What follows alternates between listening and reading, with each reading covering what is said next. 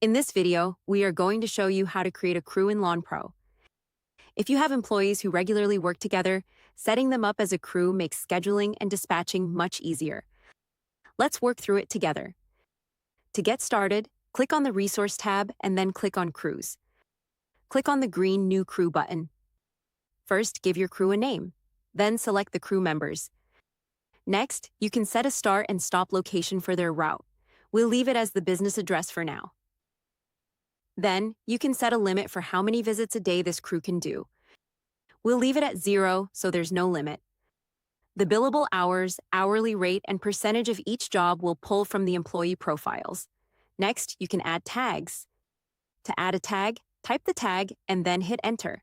This will create the tag for you. Last, you can add any notes for this crew and choose a crew color. This is the color that will show up on the schedule and on routing.